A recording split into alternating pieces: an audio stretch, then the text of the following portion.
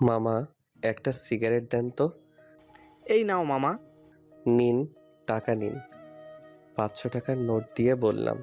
মামা, কেবল দোকান খুলেছি, খুচরা টাকা নাই তো, আপনি খুচরা করে দিয়ে যান। আচ্ছা, লাগবে না, রেখে দেন। কিন্তু মামা। আরে রেখে দেন তো। আমি কি আজকে প্রথম এখান থেকে সিগারেট নিচ্ছি নাকি? পরে দরকার পড়লে নিয়ে যাব, অসুবিধা কোথায়? আচ্ছা ঠিক আছে মামা। তো লাইটারটা দেন তো। এই নিন। লাইটার দিয়ে বললাম। তারপর অনিক সিগারেট ধরিয়ে সোজা হাঁটতে লাগলো। ওই, আপনাদের তো পরিচয়টা দেওয়া হয়নি, আসেন এবার পরিচয় দেওয়া যাক। ছেলেটার নাম অনিক শিকদার। বাবা মার অনেক আদর করে ছেলের নামটা রেখেছিল, কিন্তু এলাকার লোকজন সবাই তাকে বখাটে নামেই জানে। মারামারি, খুন খারাপি, রাহাজানি এসব যেন তার হাতের ময়লা। মারামারি খুন খারাপি করতে তার একটু দ্বিধাবোধ লাগে না। অনেক এবার ইন্টার সেকেন্ড ইয়ারে পড়ছে। টানা 3 বছর হলে একই ক্লাসে পড়ে আছে, কোনো উন্নতি নেই। সে বছরে 365 দিনের মধ্যে হাতে গোনা 6 থেকে 7 দিন কলেজে যায়।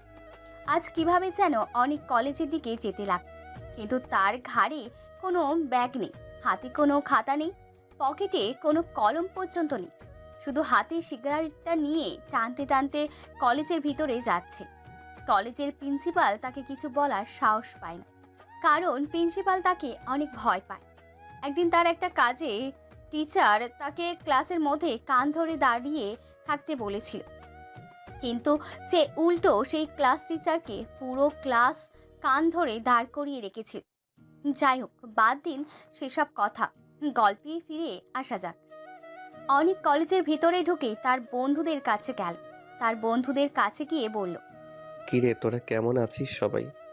আমরা তো অনেক ভালো আছি, কিন্তু তোর কোনো খোঁজখবর নেই। সারাদিন কোথায় থাকিস কিছুই তো বুঝি না। আমাদের সাথে তোর দেখা করতে ইচ্ছা করে না? আর বলিস না, কলেজে আসতে মন চায় না।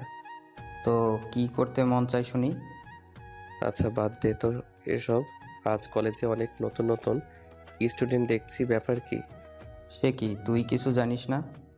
আজ তো বছরের প্রথম ক্লাস হবে নতুনদের। ও তাই বলি, নতুন নতুন স্টুডেন্ট কলেজে কি করছে? তুই তো কলেজে আসিস না, জানবি কি করে? আচ্ছা চল তো একটু কলেজটা ঘুরে দেখি, অনেক দিন হলো তো কলেজে আসি না। আচ্ছা ঠিক আছে, চল।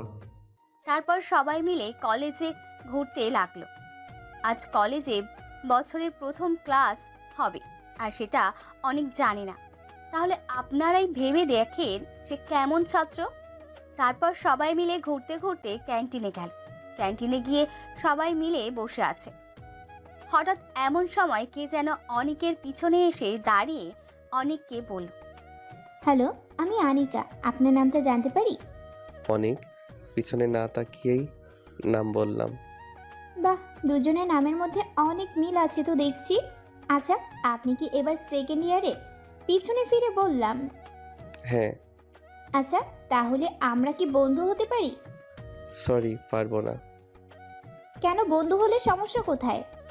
এই মেয়ে, আপনার সমস্যা কোথায়? হ্যাঁ, আপনাকে বললাম তো বন্ধু হতে পারবো না।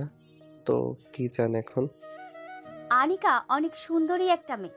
অনেক ছেলে তার সাথে বন্ধুত্ব করতে চায়, কিন্তু সে ভুলেও কোনো ছেলেকে পাত্তা দেয় না। আজ নিজে থেকে সে একটা ছেলের সাথে বন্ধুত্ব করতে গেল, আর সেই ছেলেটা তার সাথে এমনভাবে কথা বলল। আনিকা তো কিছুতেই মেনে নিতে পারছে না। অনিকা রাগে ফেটে যাচ্ছে। কিছুক্ষণ চুপ থাকার পর আনিকা বলল, কি চাই মানে? আমি এই এলাকার চেয়ারম্যানের মেয়ে, আর আপনি আমার সাথে এভাবে কথা বলছেন মানে? তো আপনার সাথে কিভাবে কথা বলতে হবে? হ্যাঁ, আমার সাথে তোমাকে বন্ধুত্ব করতে হবে। ধুর, অনেকদিন পর কলেজে আসলাম, মোডটাই নষ্ট করে দিল। ধ্যাত, আর ভালো লাগে না। তাই বলে অনিক সেখান থেকে চলে গেল। আর এদিকে আনিকা ভাবতে লাগলো, ওহে চান্দু, এই এলাকার যত ছেলে আছে সবাই আমার সাথে বন্ধুত্ব করতে চায়। তুই কোন মহারাজা, হ্যাঁ, যে আমার সাথে বন্ধুত্ব করতে পারবি না? ভালোই ভালোই বন্ধুত্ব করতে চাইলাম দেখে, তাই না? নিজেকে কি ভাবিস, হ্যাঁ? তুই আজকে আমার বন্ধুত্ব গ্রহণ করলি না, দেখিস একদিন তোকেই আমি আমার হাজবেন্ড বানাবই। এটাই আমার চ্যালেঞ্জ। তাই বলে আনিকা তার ক্লাসের জন্য আজ বছরের প্রথম দিন, তাই ক্লাসে পরিচয় পর্ব চলছে। ক্লাসের টিচার একে একে সবার পরিচয় নিল, কিন্তু অনিকের থেকে পরিচয় নিল না। এটা দেখে আনিকা অনেক অবাক হয়, কারণ সে ভাবছে ক্লাসের সবার পরিচয় নিল, কিন্তু তার কোনো পরিচয় নিল না। এর মানে এর মধ্যে কোনো না কোনো কারণ আছে অবশ্যই। প্রথম দিন, তাই বেশি ক্লাস হলো না। পরিচয় পর্ব শেষ করে কলেজ ছুটি হয়ে গেল। কলেজ ছুটি হওয়ার পর সবাই যে যার মতো বাসায় ফিরতে লাগলো। অনেক রাস্তার মাঝখান দিয়ে হেঁটে যাচ্ছিল। হঠাৎ এমন সময় তার পিছন থেকে গাড়ির হর্ন শুনতে পায়। পিপিপ। অনেকটা রেগে যায়। সে ভাবছে কে এত হর্ন দিচ্ছে। এটা ভেবে অনেক পিছনের দিকে তাকায়। পিছনের দিকে তাকিয়ে দেখে গাড়ির মধ্যে একটা সুন্দরী মেয়ে বসে আছে, কিন্তু তার মুখটা ভালো করে দেখা যাচ্ছে না। একটু পর আনিকার গাড়ির জানালা দিয়ে মাথা বের করে বলল, এই যে মিস্টার, কি সমস্যা? রাস্তার মাঝখান দিয়ে এভাবে হেঁটে যাচ্ছেন কেন? আর মানুষ চলাচল করবে না? অনিক আনিকাকে চিনতে পারছে না, কারণ তখন কথা বলার সময় অনেক মাথা নিচু করে কথা বলছিল, তাই মুখটা দেখতে পায়নি। অনিককে চুপ করে থাকতে দেখে আনিকা বলল, কি ব্যাপার, এভাবে চুপ করে আছেন কেন? কথা বলতে জানেন না নাকি? সরি, আসলে বুঝতে পারিনি। বুঝতে পারেননি নাকি গাড়িতে সুন্দর মেয়ে দেখে লোভ সামলাতে পারেননি? এই মিস, মুখ সামলে কথা বলেন। আমি মিথ্যা কি বললাম? হ্যাঁ, সুন্দরী মেয়ে দেখলে সব ছেলেরাই একটু একটু এমন করে, এটা বলতে হবে না। অনিক এবার কোনো কথা না বলেই সোজা হাঁটা ধরল সেখান থেকে। আনিকা তখন আর কিছু বলল না, কারণ একদিনে বেশি কিছু করা যাবে না। আর তাই আনিকা গাড়িতে উঠে গাড়ি স্টার্ট করে বাসায় চলে গেল। অনিক বাসায় গিয়ে একটু রেস্ট নেওয়ার জন্য শুয়ে পড়ে। এমন সময় হঠাৎ করে অনিকের ফোনটা বেজে ওঠে। হ্যালো ভাইয়া, আপনি কোথায় আছেন এখন? ওপাশ থেকে একটা মেয়ের কান্নার শব্দে কথা শুনতে পেয়ে অনিক বলল, আমি বাসায় আছি, কিন্তু আপনি কে আর কান্না করছেন কেন? ভাইয়া, আমার অনেক বড় বিপদ হয়ে গেছে। আমি যাকে ভালোবাসতাম সে আমার সাথে প্রতারণা করেছে। আমাকে মিষ্টি মিষ্টি কথা বলে একটা নিস্তব্ধ বাড়িতে ডেকে নিয়ে গিয়েছিল। তারপর সেখানে সে সহ তার আরও 3-4টে বন্ধু মিলে আমাকে গ্যাংরেপ করতে চেষ্টা করেছিল, কিন্তু আমি অনেক চেষ্টা করে সেখান থেকে পালিয়ে এসেছি। ওরা আমাকে খুঁজতেছে ভাইয়া। যদি ওরা আমাকে পায় তাহলে খুন করে ফেলবে। এখন আপনি আমাকে বাঁচাতে পারেন ভাইয়া। আচ্ছা, আপনি এখন কোথায় আছেন? এই তো 3 রাস্তার মোড়ে আছি। আচ্ছা, আপনি তাহলে একটা কাজ করেন, ওইখানে পশ্চিমে রাস্তা ধরে একটু সামনে গিয়ে বামে একটা বাড়ি পড়বে, সেই বাড়িতে গিয়ে আমার নাম বলবেন, তাহলে আপনাকে সেখানে আশ্রয় দেওয়া হবে। আর আমি এখনই আসতেছি। ঠিক আছে ভাইয়া। তাই বলে অনিক ফোনটা রেখে তাড়াতাড়ি করে বেরিয়ে পড়ে গাড়ি নিয়ে। তারপর অনিক মেয়েটাকে নিয়ে সোজা সেই ছেলের কাছে যায়। তারপর সেই ছেলেদেরকে বলে, কিরে, তোরা নাকি এর সাথে অসভ্যতামি করতে চেয়েছিলি? কে বলেছে আমরা অসভ্যতামি করতে চেয়েছিলাম? আমরা তো একটু মজা করতে চাইছিলাম, তাই বলে সবাই হাসাহাসি করতে লাগলাম। আমার মনে হয় তোরা ভুলে গেছিস কার সামনে দাঁড়িয়ে কি বলছিস। ও বাবা, আমার ভয় করছে। ওই তোরা কেউ আমাকে বাঁচাও, আমাকে মেরে ফেলবে। তাই বলে সবাই হেসে উড়িয়ে দিলাম কথাটা। তোদের কি আমাকে দেখে ভয় হচ্ছে না? কে বে তুই? আর তুই একা এসেছিস? দেখছিস আমরা কয়জন? আমার মনে হয় তোরা এই অনিকের নাম শুনিসনি। কি কি অনিক? তুই অনেক কি এতই সস্তা জিনিস যে কিভাবে আমাদের কাছে আসবে? তারা অনিকের নাম শুনেছে, কিন্তু কোনোদিন চোখে দেখেনি, আর তাই এসব কথা বলছে। আচ্ছা দাঁড়া, তোদের দেখাচ্ছি মজা। তাই বলে অনিক সবার উপর ঝাঁপিয়ে পড়ে, সবাইকে একেবারে শেষ করে দিল। সবাইকে মেরে ফেলার পর অনিক মেয়েটিকে নিয়ে বাসায় চলে গেল। মেয়েটা অনেক ভয় পেয়েছিল, কিন্তু তার সাথে যে অসভ্যতামি করতে চেয়েছিল সেটা ভেবে তার ভয়টাকে কাটিয়ে দিল। এরপর অনিক মেয়েটাকে তার বাসায় ড্রপ করে দিয়ে সে তার নিজের বাসায় চলে যায়। কিছুদিন পর অনিক কি যেন একটা কাজে কোনো একটা জায়গায় যাওয়ার জন্য বেরিয়ে পড়ে। মাঝ রাস্তায় গিয়ে আটকে পড়ে জ্যামের জন্য। রাস্তায় প্রচুর জ্যাম ছিল। অনেক চেষ্টা করছিল তাড়াতাড়ি যাওয়ার জন্য, কিন্তু জ্যামের কারণে যেতে পারছিল না। অনেক জ্যাম ছোটার অপেক্ষায় ছিল। অনিকের পাশেই আনিকাও জ্যামে আটকে পড়েছে। আনিকা অনিককে লক্ষ্য করে, তার সাথে কথা বলতে চাইল, কিন্তু অনিক এখানে তাকে কোনো পাত্তা দিল না। আনিকা এবার প্রচণ্ড রেগে গেল। সে ভাবছে, কিসের এত অহংকার, হ্যাঁ? আমার মতো একটা সুন্দরী মেয়ে তার সাথে কথা বলতে চাই, আর সে আমাকে পাত্তাই দিল না। তোকে আমি সাহায্য করেই ছাড়বো। তোকে যদি আমি আমার বশে আনতে না পারি, তাহলে আমিও চেয়ারম্যানের মেয়ে নই। আনিকা এটা ভেবে বলেছে আজকে ওকে একটা শায়েস্তা করতেই হবে। তাই বলি আনিকা অনিকের পিছু নেয়। অনিক যেতে যেতে একটা ঘন জঙ্গলের মধ্যে দিয়ে যাচ্ছিল। নিস্তব্ধ এলাকা, ঘন জঙ্গল, তার মধ্যে কোনো বসতি ছিল না, আশেপাশে কোনো বাড়ি নেই। অনিক যেতে যেতে একটা বাড়ির সামনে গাড়ি রেখে বাড়ির ভেতরে চলে গেল। আনিকা তাই দেখে অনিকের পিছনে পিছনে গেল। আনিকা দেখতে পেল ঘরের মধ্যে একজনকে একটা চেয়ারে দড়ি দিয়ে বাঁধা, পাশে আরও কয়েকটা লোক দাঁড়িয়ে আছে। অনেক কিছুক্ষণ কি যেন বলল, তারপর হঠাৎ করে কোমর থেকে একটা চাকু বের করে সোজা লোকটার বুকের মধ্যে ঢুকিয়ে দিল। এটা দেখে অনিকা নিস্তব্ধ হয়ে দাঁড়িয়ে রইল। সে ভাবছে, এটা আমি কাকে দেখছি? এটা কি সেই অনিক যাকে কলেজের সবাই ভদ্র চোখে দেখে? অনিককে দেখে সবাই কত ভদ্র ভাবে, আর তার ভদ্রতার আড়ালে এমন হিংস্রতা লুকিয়ে আছে। অনিকা এতদিন অনিকের নামে একটা বখাটে জানত। এলাকার সবার মুখে শুনেছে সেই বখাটের নাম। শুনেছিল অনিক অনেক খারাপ একটা ছেলে, সে সারাদিন মারামারি খুন খারাপই করে বেড়ায়। আমি আজ যাকে দেখছি, তাহলে এই সেই অনিক যাকে সবাই বখাটে নামে জানে। আমি কোনোদিন ভাবতেও পারিনি অনিক এমন বখাটে বেরোবে। অনিকা এইসব ভেবেই যাচ্ছিল। অনিকা না চাইতেও তার মনের মধ্যে অনিকের জন্য ঘৃণা জমতে লাগে। আনিকা এখন অনিককে অনেক ঘৃণা করে। অনিকা সেখান থেকে সোজা তার বাসায় চলে যায়। আনিকা অনিকের এরূপ কিছুতেই মেনে নিতে পারছিল না। এরপর কিছুদিন পর অনিক একটা দোকানে বসে সিগারেট খাচ্ছিল। তখন তার পাশে দিয়ে হাসান যাচ্ছিল। হাসানকে দেখে অনিক বলল, কি রে, কোথায় যাস এভাবে?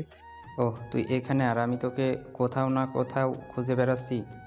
কেন রে, আমাকে এভাবে খোঁজার কারণ কি? কেন, তুই কিছু জানিস না? আমি আবার কি জানবো? আরে সামনে তো কলেজে অনুষ্ঠান। কলেজে কিসের অনুষ্ঠান? আরে এমনি কলেজে কুইজ প্রতিযোগিতা হয়েছিল, তারই পুরস্কার বিতরণী অনুষ্ঠান। অনুষ্ঠান যেন ভালো মতো হয় সেই দায়িত্ব আমাদের দেয়া হয়েছে। তো ভালো কথা, তোরা কাজ করবি, অসুবিধা কোথায়? আর আমি এইসবের ভিতরে নাই, আমার এসব একদম ভালো লাগে না। না রে দোস্ত, তোকেও আমাদের সাথে থাকতে হবে। আরে তুই তো জানিস আমার ওসব ভালো লাগে না, তাহলে কেন এভাবে বলছিস? আরে আমরা তো একা সব কিছু সামলাতে পারবো না, তোকে থাকতে হবে দোস্ত, প্লিজ না করিস না। সরি, এটা আমাদের প্রেস্টিজের ব্যাপার। আচ্ছা ঠিক আছে, যা। তো কাকে কাকে দায়িত্ব দিয়েছে?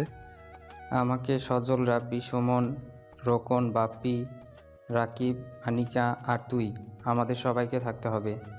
আচ্ছা, এই অনিকাটা কে রে? কেন, তুই চিনিস না? আমি কি করে চিনবো? ও হ্যাঁ, তাই তো, তুই তো কলেজে যাস না, চিনবি কিভাবে? আরে এটা হলো আমাদের চেয়ারম্যান সাহেবের মেয়ে আনিকা। ও আচ্ছা, ভালো। আচ্ছা তাহলে থাক, আমি যাই। তাই বলে অনিক সেখান থেকে চলে গেল। অনিককে কেউ বোঝে না, সে কখন কি করে কেউ জানে না, বা কেউ বোঝার চেষ্টা করে না। অনিকের যখন যা মন চায় তখন তাই করে, আর তাই কেউ তাকে কখনো বিরক্ত করে না। এদিকে হাসানও সেখান থেকে চলে গেল। কলেজের অনুষ্ঠানের আগের দিন হাসান অনিককে ফোন করে বলল, হ্যালো দোস্ত, কোথায় তুই? এই তো বাসায় আছি। কেন রে? তাড়াতাড়ি কলেজে চলে আয়। এখন এই সময় কলেজে কেন? আরে তুই কি ভুলে গেলি কালকে কলেজে অনুষ্ঠান? তো সব কিছুর ব্যবস্থা করতে হবে না? এখনই যেতে হবে? হ্যাঁ, এখন চলে আয়, আমরা কলেজে আসি। আচ্ছা ঠিক আছে, তোরা থাক, আমি আসতেছি। ফোনটা কেটে দিয়ে অনিক চলে গেল কলেজে। কলেজে গিয়ে সবাই মিলে আয়োজনের সব ব্যবস্থা করছে। এরপর সবাই মিলে কাজ ভাগাভাগি করে নিল। সবাই ভাগাভাগি করে নেওয়া শেষে হাসান অনিককে বলল, আচ্ছা অনিক, তুই আর আনিকা বাজারটা করে নিয়ে আয়। কেন রে, আমি এখানে থাকি না? আরে যা তো, দুজনে বাজার করে নিয়ে আয়। দেখছিস তো আমরা সবাই তো কাজ করছি, তুই ওর সাথে যা। ওকে। তাই বলে সবাই যে যার মতো কাজে লেগে পড়ে। এদিকে অনিক এবং আনিকা একা রয়ে গেল। আনিকা অনিককে একা পেয়ে বলল। এই যে বখাটে অনেক।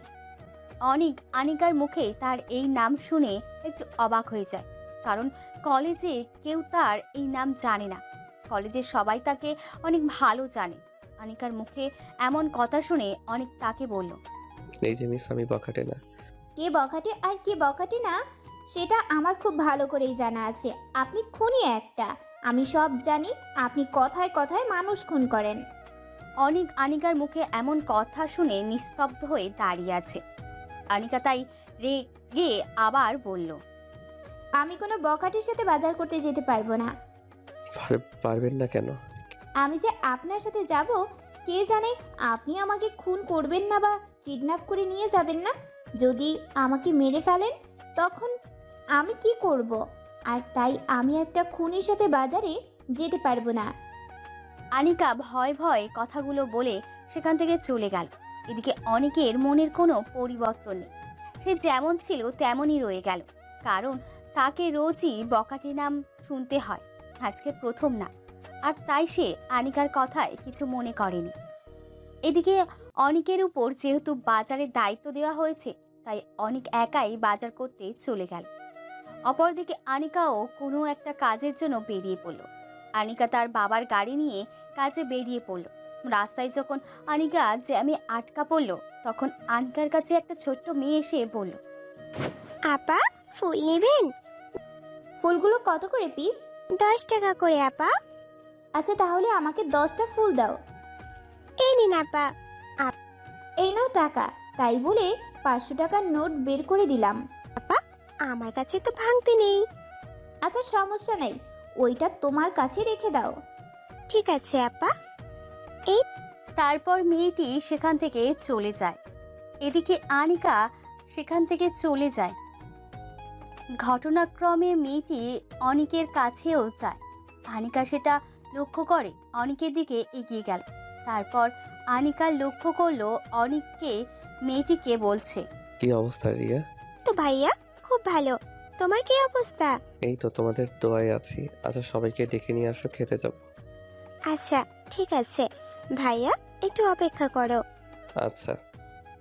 তারপর মেয়েটি সব ছেলে মেয়েদের ডেকে নিয়ে আসলো যারা রাস্তায় ফুল বিক্রি করে। এটা দেখে তো আনিকা পুরো অবাক হয়ে যায়। আনিকা অবাক হয়ে দাঁড়িয়ে সব কিছু দেখছে। এরপর অনেক তাদেরকে নিয়ে একটা রেস্টুরেন্টে ঢুকলো আর সবাইকে পেট পুড়ে ইচ্ছে মতো খাওয়ালো। অনেক নিজেও পেট পুড়ে খেয়ে নিল। এরপর অনেক তাদের সাথে অনেকক্ষণ গল্প করলো। অনেক তাদের সাথে অনেকক্ষণ গল্প করার পর তাদেরকে কিছু টাকা দিয়ে সেখান থেকে চলে যায়। এটা দেখে তো আনিকা আরও অনেক অবাক হয়ে যায়। এটা সে কাকে দেখছে? এটা কি সেই অনেক যে বখাটে? এটা কি সেই অনেক যে কথায় কথায় মানুষ মেরে ফেলে? আনিকার মাথায় সব প্রশ্ন ঘোরাফেরা করছে। এরপর আনিকা চিন্তা করলো ওই বাচ্চাগুলোকে ধরে অনেকের পরিচয় জানতে হবে। এরপর আনিকা অনেককে চলে যেতে দেখে ভাবলো এবার বাচ্চাগুলোকে ধরে তার পরিচয় জানতে হবে। কথা মতো আনিকা ওই বাচ্চাগুলোর মধ্যে একটা মেয়েকে ডেকে বলল। এই বাবু শোনো। জি আপা, বলেন। ওই ছেলেটা কে যে তোমাদের খাবার খাওয়ালো আবার টাকা দিল? ও, ওইটা ওইটা তো আমাদের অনেক ভাইয়া। ওই যে বস্তিটা দেখছেন, আমরা সবাই ওখানে থাকি। অনেক ভাইয়া প্রায় প্রতিদিন আমাদের কাছে আসে। অনেক ভাইয়া আমাদের খাবার কিনে দেয়, অনেক রকম খেলনা কিনে দেয়। অনেক ভাইয়া আমাদের পড়াশোনা করার জন্য একটা স্কুলের ব্যবস্থা করে দিয়েছে। আমরা সবাই সেখানে পড়াশোনা করতে পারি। খুব ভালো তো। হ্যাঁ আপা, অনেক ভালো। কিন্তু ভাইয়াটা না অনেক কষ্ট, জানেন? তার আবার কিসের কষ্ট? আপা, ভাইয়ার মা বাবা তাকে বাড়ি থেকে বের করে দিয়েছে। ভাইয়া মাঝে মাঝে অনেক কান্না করে। ভাইয়া যখন কষ্ট হয় তখন আমাদেরও অনেক কষ্ট হয়। আমি প্রায় প্রতিদিনই চুপে চুপে দেখি ভাইয়া কান্না করে। পিচ্ছি মেয়েটার মুখে অনিকের এমন কথা শুনে কখনো যে অনিকার চোখ দিয়ে পানি ঝরে পড়ল সেটা সে বুঝতেও পারেনি। আনিকার অনিকের প্রতি এক অজানা ভালো লাগা কাজ করতে শুরু করে। তখন থেকে আনিকা কেমন যেন মায়ায় বন্দি হয়ে যাচ্ছে আস্তে আস্তে। এরপর অনিকা সেখান থেকে চলে যায়। অনুষ্ঠানের দিন খুব সকালে আনিকা তাড়াতাড়ি করে কলেজে চলে আসে। আনিকা কলেজে এসে অনিকের জন্য অপেক্ষা করছে। অনেকক্ষণ সময় পেরিয়ে গেল, কিন্তু অনিকের কোনো দেখা নেই। এদিকে অনুষ্ঠানের সময় হয়ে যাচ্ছে, কিন্তু তবুও অনিকের দেখা মিলছে না। আনিকার এখন কেমন যেন অস্থির লাগছে, কিছু ভালো লাগছে না। আনিকা ভাবছে অনিক এখনো কেন কলেজে আসলো না। এরপর আনিকা হঠাৎই হাসানকে দেখতে পায়। আনিকা হাসানকে দেখে ডেকে বলল, হাসান, অনেক কোথায়? সে তো অনুষ্ঠানে আসবে না। কেন আসবে না কেন? তার তো এসব অনুষ্ঠান ভালো লাগে না। যদি অনুষ্ঠানে আসে তাহলে কিছুক্ষণ থেকেই চলে যায়। আচ্ছা, তুমি ওকে একটু আসতে বলো না। ওকে বলে কোনো লাভ হবে না, ও আসবে না। এটা শুনে আনিকার অনেক মন খারাপ হয়ে যায়। সে ভেবেছিল আজকে অনেকের কাছে মাপ চাইবে কালকের ব্যবহারের জন্য, কিন্তু আজকে তার কোনো পাত্তা নেই। আর আনিকার এসব ভেবে কোনো লাভ নেই, কারণ অনেক তাকে একদমই পাত্তা দেয় না। এরপর খুব ভালো করে অনুষ্ঠানটা শেষ হয়ে যায়। অনুষ্ঠানের শেষে আনিকা হাসানের কাছ থেকে অনিকের মোবাইল নাম্বারটা নেয়।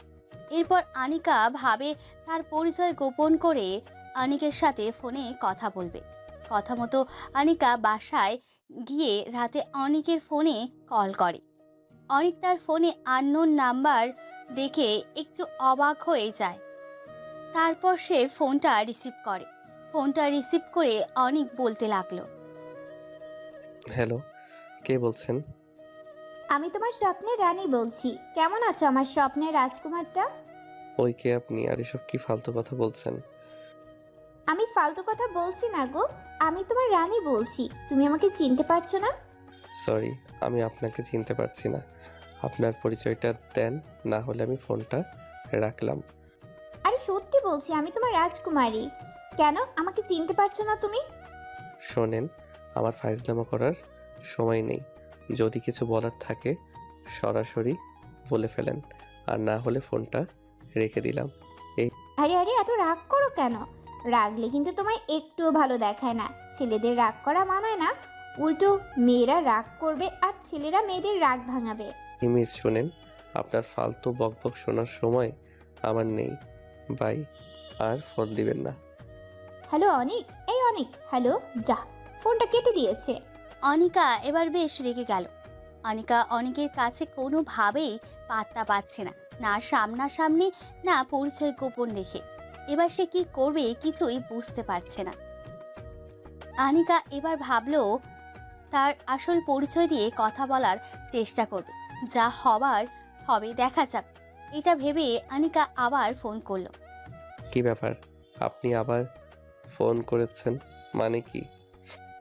আরে অনিক, তুমি আমাকে চিনতে পারলে না? আমি আনিকা। কোন আনিকা? তুমি কয়টা আনিকাকে চেনো? হ্যাঁ, সরি, ভালো করে পরিচয় দেন, না হলে কথা বলবো না। আরে কথায় কথায় এত রাগ করো কেন? হ্যাঁ, আরে আমি চেয়ারম্যানের মেয়ে। আমার কণ্ঠ শুনে আমাকে চিনতে পারছো না? সরি, আপনাকে চেনার জন্য আমি বসে নেই। কি বলার জন্য ফোন করেছেন সেটা বলেন।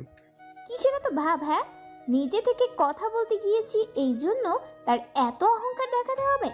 আমার সাথে একটু ভালো করে কথা বললে কি হয়? হ্যাঁ, কি হলো, আপনি কিছু বলবেন নাকি আমি ফোনটা রেখে দেব? আরে ফোনটা রাখবি কেন? কথা বলার জন্য ফোন দিছি না? তাহলে চুপ করে আছেন কেন? যা বলার তাড়াতাড়ি বলেন, আমার কাজ আছে।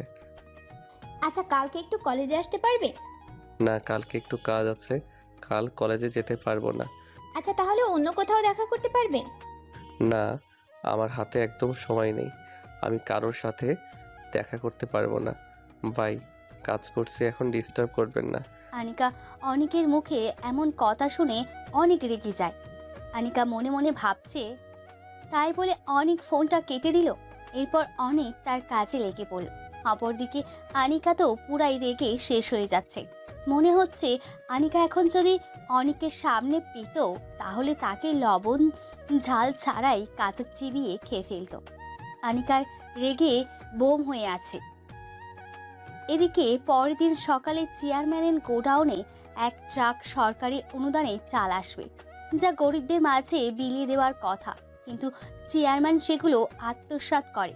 আর তাই জন্য পরের দিন সকালে অনিক ও তার লোকজন গিয়ে রাস্তার মাঝখানে থেকে অনুদানের গাড়ি লুটপাট করে নিয়ে যায়। এরপর সেই অনুদানগুলো এলাকার সব গরিব অসহায় মানুষদের মাঝে বিলিয়ে দেয়। অপরদিকে চেয়ারম্যান যখন এই খবরটা জানতে পারে, তখন পুলিশ ফোর্সে পাঠিয়ে অনিককে গ্রেপ্তার করায়। এ নিয়ে অনিককে অনেকবার চেয়ারম্যান সাহেব পুলিশ দিয়ে গ্রেপ্তার করায়, কিন্তু বরাবরই সে কোনো না কোনোভাবে জেলখানা থেকে বেরিয়ে আসে। কিন্তু এইবার একটু জটিলভাবে অনিককে গ্রেপ্তার করায়। পুলিশ তাকে জেলখানায় নিয়ে গিয়ে ইচ্ছে মতো মারতে শুরু করে। তার কাছ থেকে অনুদানের ট্রাক কোথায় রাখা হয়েছে সেটা জানতে চায়, কিন্তু সে কিছুতেই বলে না। এদিকে অনেকক্ষণ পর চেয়ারম্যান থানায় এসে অনিকের কাছে গিয়ে বলল, কী রে, কেমন লাগছে মার খেতে? তোর লজ্জা করে না বারবার আমার সাথে এভাবে পাঙ্গা নিতে? আর কতবার জেলে আসতে চাস? আমিও তো বলি চেয়ারম্যান সাহেব, আর কত আমাকে এইসব পুলিশ দিয়ে গ্রেফতার করাবেন? সেই তো কিছুক্ষণ পর চলে যাব। অনেক ভালোই ভালোই বলছি। আমার অনুদানের চালের ট্রাক কোথায় রেখেছিস বলে দেয়, না হলে কিন্তু তুই আজকে জেলখানার মধ্যে শেষ হয়ে যাবি। আমিও দেখতে চাই কেমন আমাকে এই 4 দেয়ালের মধ্যে বন্দি রাখতে পারেন। ওই ওরে ইচ্ছে মতো পিটান, যতক্ষণ পর্যন্ত অনুদানের ট্রাক কোথায় রেখেছে না বলবে ততক্ষণ মারতেই থাকবেন। যদি মরে যায় সেই ব্যবস্থা আমি দেখব। ঠিক আছে চেয়ারম্যান সাহেব, আপনাকে সেটা চিন্তা করতে হবে না, আপনি এখন যান, আমি দেখছি ব্যাপারটা। তারপর চেয়ারম্যান সাহেব থানা থেকে চলে গেল। এদিকে পুলিশ ইন্সপেক্টর অনিককে মারতে শুরু করলো আবারও। অনিককে অনেকক্ষণ ধরে মেরে যাচ্ছিল, কিন্তু অনিকের মুখ থেকে একটা কথা বের করতে পারেনি। চালের ট্রাক কোথায় রেখেছে কেউ জানে না। অনিক যে চালগুলো গরিব অসহায় মানুষদের মাঝে বিতরণ করে দিয়েছে সেটা কেউ জানে না। কিছুক্ষণ পর হঠাৎ করে থানার সামনে অনেকগুলো গাড়ির সাউন্ড ইন্সপেক্টর দেখার জন্য জেলখানার ভেতর থেকে বাইরে বের হতে দেখে কমিশনার সাহেব থানার ভিতরে ঢুকছে। কমিশনারকে দেখে ইন্সপেক্টর স্যালুট করলো। আর রাখো তোমার সেলুট। অনেক কোথায়? স্যার সে তো ভিতরে আছে, ওকে অনেক মারলাম স্যার, কিন্তু ওর মুখ থেকে কোনো শব্দ বার করতে পারলাম না। তুমি ওকে মেরেছো? তুমি কার পারমিশনে ওকে গ্রেফতার করে এনেছো? হ্যাঁ, গ্রেফতার করেছো তো করেছোই, আবার মেরেওছো। তোমার সাহস কিভাবে হলো আমার পারমিশন ছাড়া এসব কাজ করতে? স্যার চেয়ারম্যান সাহেব ওর নামে মামলা করেছে, আমি কি করব? আর সে তো একটা বকাটে। কিন্তু স্যার আপনি তার হয়ে কথা বলছেন, বুঝলাম না। তোমাকে এত কথা বুঝতে কে বলেছে? হ্যাঁ, তাড়াতাড়ি ওকে জেলখানা থেকে বের করো। আর এই নাও তোমার ট্রান্সফার পেপার, তোমাকে রংপুর ট্রান্সফার করা হলো। স্যার কিছুই বুঝলাম না, আমার অপরাধটা কি? তুমি অনেকে গ্রেফতার করেছো, এটাই তোমার অপরাধ। তোমাকে নতুন ভেবে এখানে পোস্টিং দিয়েছিলাম, কিন্তু আমি ভাবতেও পারিনি তুমি এমন একটা কাজ করবে। তুমি তাড়াতাড়ি ওকে হাজত থেকে বের করে আনো। ঠিক আছে স্যার। দারোগা সাহেব ওনাকে বের করে নিয়ে আসেন, দারোগাকে উদ্দেশ্য করে বললাম। জি স্যার, আনছি। পর অনিককে হাজত থেকে বের করে আনা হলো। কমিশনার সাহেব অনিককে দেখে বলল, সরি অনিক, ও এখানে নতুন এসেছে, তাই তোমার ব্যাপারে কিছু জানে না। তুমি প্লিজ কিছু মনে করো না, আর তুমি এখন আসতে পারো। প্লিজ কারোর উপর রাগ করে থেকো না। ঠিক আছে স্যার, মাঝে মাঝে থানার আবহাওয়া শরীরে না লাগলে না ভালো লাগে না। তুমি যে কি বলো না।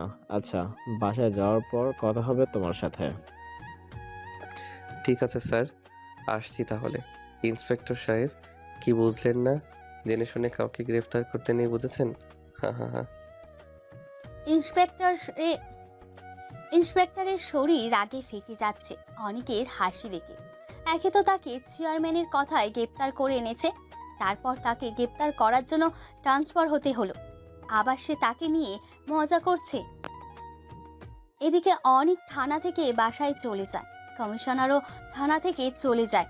কমিশনার সাহেব থানা থেকে চলে যাওয়ার পরই ইন্সপেক্টর দারোগাকে বলল, আচ্ছা দারোগা সাহেব, ও কি এমন? কমিশনার সাহেব এসে আমাকে এমন আচরণ করলো? স্যার, ও হচ্ছে অনেক, আমাদের অনেক। সে বখাটেও হলো, সেটা শুধুমাত্র সমাজের দুর্নীতিকারীদের জন্য। আমাদের মতো গরিবের জন্য সে দেবদূত। সে সবসময় আমাদের মতো গরিবের পাশে দাঁড়ায়। আমাদের যে কোনো সমস্যা হলে সে সেটা সমাধানের দেয়। আমাদের যে কোনো সমস্যা হলে সে সমাধান করে দেয়। আর সমাজে খারাপ কাজ বন্ধ করার জন্য তাকে এই বাজে পথে আসতে হয়েছে।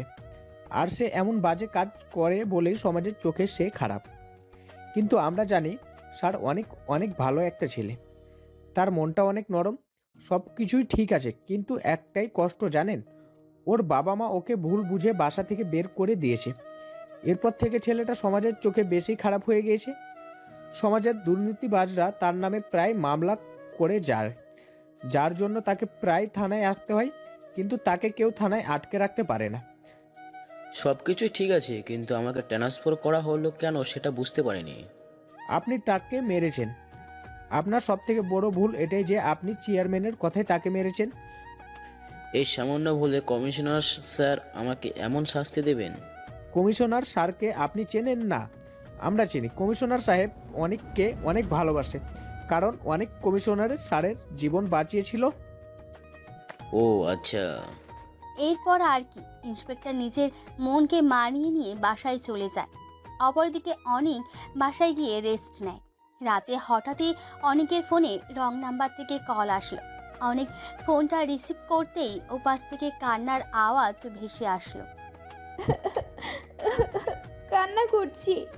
কি ব্যাপার, কে আপনি? আর এইভাবে কান্না করছেন কেন? অনিক, আমি আনিকা। কোন আনিকা? দেখো অনিক, আমি এখন মজা করার মুডে নেই। বাবাকে কারা যেন ধরে নিয়ে গেছে। আপনার বাবাকে কেউ ধরে নিয়ে গেছে মানে? আরে তুমি আমাকে এখনো চিনতে পারলে না? আমি চেয়ারম্যানের মেয়ে। বাবাকে একটু আগে কিছু গুন্ডারা এসে তুলে নিয়ে গেছে। আমরা এখন কি করব কিছুই বুঝতে পারছি না। তুমি একটা কিছু করো প্লিজ অনিক, প্লিজ তুমি একটা কিছু করো।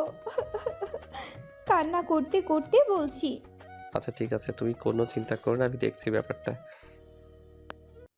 তাই বলে ফোনটা রেখে দেয়। এরপর অনিক বেরিয়ে পড়ে চেয়ারম্যানকে খুঁজতে। অনেক সব জায়গায় খুঁজতে লাগলো, কিন্তু কোথাও পাচ্ছিল না। অনেক খোঁজাখুঁজির পর সে জানতে পারে চেয়ারম্যানকে একটা গোডাউনে আটকে রাখা হয়েছে। তারপর অনেক সেখানে গিয়ে দেখলো কিছু ছেলে পেলে চেয়ারম্যান সাহেবকে বেঁধে রেখেছে। অনেক তাদের কাছে গিয়ে বলল, কি রে, তোরা চেয়ারম্যান সাহেবকে ধরে এনেছিস কেন? ভাই, এটা আমাদের নিজেদের প্রবলেম, প্লিজ আপনি এর ভিতরে আসেন না। আমি এর ভিতরে আসবো না মানে? তোরা তাকে কেন ধরে এনেছিস সেটা বল। ভাই, সে আমাদের এলাকায় ঠিকভাবে চলতে দেয় না, আমাদের ব্যবসায় হাত দিয়েছে। তোরা খারাপ কাজ করিস তো তোদের বাধা দেবে না? ভাই প্লিজ আপনি এখান থেকে যান, না হলে কিন্তু আমরা আপনাকে যে সম্মানটা দিছি সেই সম্মানটা পাবেন না। কি করবি তোরা? আরে এত কথা বলার কি আছে, মেরে দিই না ওকে। পাশে থেকে একটা ছেলে হাতে রড নিয়ে বলল, তার কে বললো এই কথা? সাহস থাকলে সামনে আয়। তুই কে রে যে তোকে ভয় পেতে হবে? পর সেখানে মারামারি শুরু হয়ে যায়। অনেক এসব ব্যাপারে প্রফেশনাল, তাই সে সবাইকে মেরে সেখান থেকে চেয়ারম্যান সাহেবকে উদ্ধার করে নিয়ে আসে। চেয়ারম্যান সাহেব অনেকের এমন আচরণে অনেক অবাক হয়, কারণ সে ভাবছে যাকে সে এলাকার বখাটে নামে জানে, যার বিরুদ্ধে অনেকবার অ্যাকশন নিয়েছে, অনেকবার জেল হাজতে পাঠিয়েছে, সে তাকে বাঁচাবে এটা কখনো আশা করেন। চেয়ারম্যান সাহেব অনেককে বলল, অনেক, আমি সত্যি কখনো ভাবতে পারিনি তুমি আমাকে কখনো এভাবে সাহায্য করবে। আমি তোমার বিরুদ্ধে এত অ্যাকশন নিলাম, বিশেষ করে তোমাকে আজ গ্রেফতার করে যে মার খাওয়ালাম, তারপরে যে তুমি আমাকে এখানে বাঁচাতে আসবে এটা আমি ভাবতেও পারছি না। তুমি আমাকে মাফ করে দেও অনেক, তোমার সাথে অনেক খারাপ আচরণ করেছি। আরে চেয়ারম্যান সাহেব, কি বলছেন এসব কথা বাদ দেন তো। আপনি যদি জনগণের দিকে একটু নজর দেন, গরিব অসহায়দের সাহায্য করেন, তাহলেই তো আমাকে এসব কাজ করতে হয় না। তুমি কোনো চিন্তা করো না অনেক। এখন থেকে আমার এলাকার গরিব অসহায় বড়লোক সবাইকে এক চোখে দেখব এবং সবাইকে সমান সাহায্য করব। নিজে কোনো জিনিস আত্মসাৎ করব না। যদি মানে তাহলে তো ভালোই, আর না হলে আমাকে আবারও খারাপ হতে হবে। না অনেক, তোমাকে আর কিছু করতে হবে না। এবার থেকে যা করার আমি নিজেই করব। আচ্ছা ঠিক আছে। এরপর অনিক চেয়ারম্যান সাহেবকে বাসায় পৌঁছে দেয়। তারপর সে তার নিজের বাসায় চলে যায়। চেয়ারম্যান সাহেব এরপর থেকে একদম ভালো হয়ে যায়। সে গরিব অসহায় মানুষদের সাহায্য করতে শুরু করে। এলাকার মধ্যে কোনো ধরনের প্রতারণা হতে দেন না। অনেক বাসায় গিয়ে ঘুমিয়ে পড়ে। পরের দিন সকালে হঠাৎই তার ফোন বেজে ওঠে। হ্যালো, কে বলছেন? আমি আনিকা। কোন আনিকা বলছেন? কোন আনিকা ফোন করার কথা ছিল শুনি? ও আপনি? সরি, চিনতে পারিনি। তুমি কি হ্যাঁ, নিজেকে কি ভাবো? তোমার সাথে যতবারই কথা বলতে চাই ততবারই আমাকে অ্যাভয়েড করো। দেখো, সত্যি আমি তোমাকে চিনতে পারিনি। হয়েছে, আর মিথ্যা কথা বলতে হবে না। আচ্ছা, এখন ফোনটা রাখছি, ঘুমাবো। তাই বলে অনেক ফোন কেটে দেয়। এদিকে আনিকা আবারও ফোন দিল, কিন্তু ফোনটা রিসিভ হলো না। এক সময় অনেক বিরক্ত হয়ে ফোনটা বন্ধ করে রাখলো। আনিকা সেটা দেখে আবারও রেগে বোম হয়ে গেল। আনিকা ভাবছে এবার সে কিছু একটা করবেই। আনিকাকে ইগনোর করে সে। এত বড় সাহস তার! সকাল 11টা বাজে। অনেক রাস্তা দিয়ে হাঁটছে। এমন সময় আনিকার সামনে এসে অনেককে রাস্তা দিয়ে ঘেরে। আনিকাকে রাস্তা ঘিরে ধরে দেখে অনেক বলে, কি ব্যাপার, রাস্তা ঘিরে ধরলে কেন? সকালে তুমি ওইভাবে আমার কলটা কেটে দিলে কেন? আর তোমার ফোনটা বা বন্ধ করে রেখেছো কেন?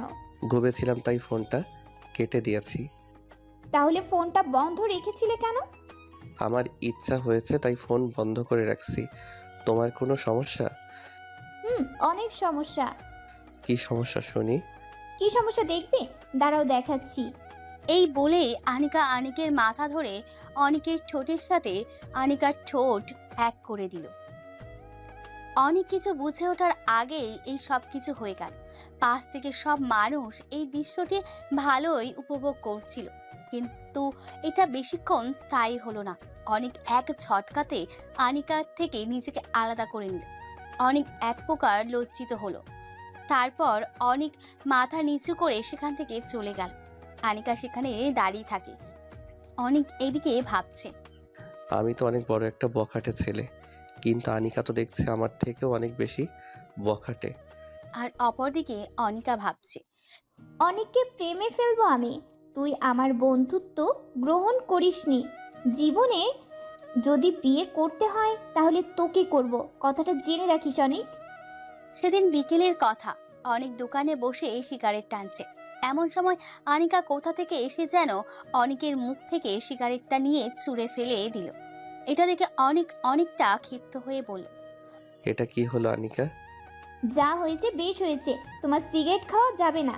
কেন, আমি কি তোমার বাপের টাকায় সিগারেট খাচ্ছি? না, তবে আমার স্বামীর টাকায় খাচ্ছ। মানে কি? মানে বুঝবে না, আর তোমাকে এত কিছু বুঝতে হবে না। শুধু এটুকু জেনে রাখো, আজ থেকে সিগারেট খাওয়া যাবে না। বেশ? দ্যাট এই যে বখাটে অনেক, সমস্যা কি? অনেকে বা চুপসে গেল, কারণ এটাই তার একমাত্র দুর্বলতা, যেখানে আনিকা টাচ করেছে। অনেক স্ট্যাচুর মতো দাঁড়িয়ে আছে। তাই দেখে আনিকা বলল, যেটা বলেছি সেটাই করতে হবে, ওকে? দেখো আনিকা, দয়া করে আর আমাকে ডিস্টার্ব করো না, প্লিজ। অবশ্যই করব। তোমাকে যদি ডিস্টার্ব না করি তাহলে কাকে করব শুনি? তাই বলে একটা মিষ্টি হাসি দিয়ে আনিকা সেখান থেকে চলে গেল। আনিকাকে অনেক পছন্দ করে ঠিকই, কিন্তু অনেক তার খারাপ জীবনের সাথে অনিকাকে জড়াতে চায় না। অনেক চায় না তারে অবহেলিত, কলঙ্কিত আর বখাটে নামক জীবনের সাথে আনিকার জীবনটা জড়াইয়ে যাক। আর তাই হয়তো অনেক সবসময় অনিকাকে এড়িয়ে চলে। যেহেতু আনিকা কিছুতেই তার কথা বুঝতে চায় না, তাই অনেক ভাবলো আনিকাকে সবকিছু বুঝিয়ে বলবে। সেই জন্য অনেক তখনই আনিকাকে ফোন দেয়। হ্যালো আনিকা। আজ সূর্য কোন দিকে উঠেছে? মিস্টার অনিক আমাকে ফোন দিয়েছে।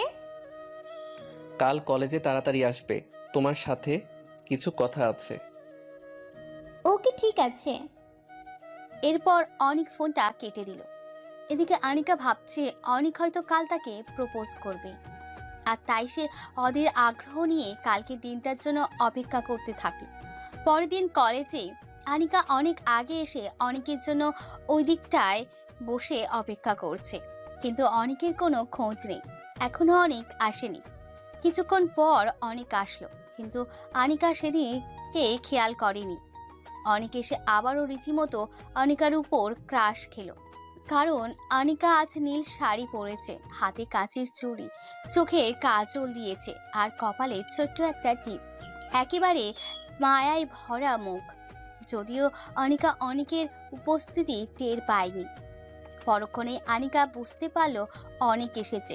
অনিকের দিকে তাকিয়ে সেও অবাক, কারণ অনিক তার দিকে এক পলকে তাকিয়ে আছে।